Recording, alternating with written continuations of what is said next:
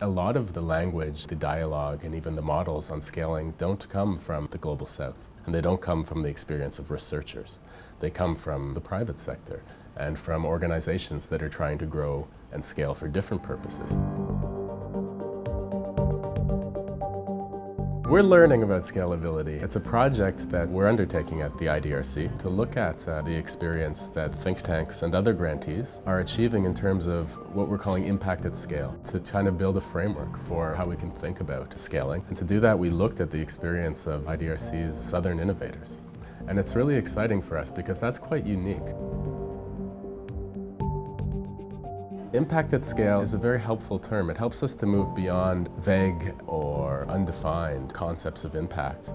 It helps us to be a little bit more critical, a little bit more precise about the objectives we want to achieve and what that could mean for people when we make those changes in the world, both the positive and the negative impacts that can have on people.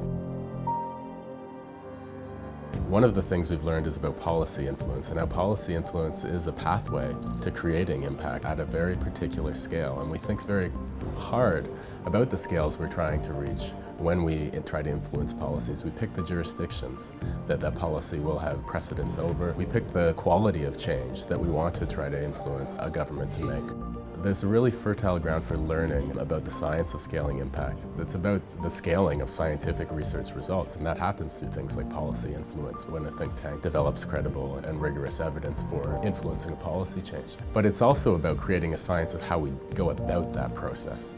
And to date, I feel that we've been rather haphazard about documenting those types of actions we've taken. And so we're trying to advance a more systematic or a more critical approach to doing that. Thank you.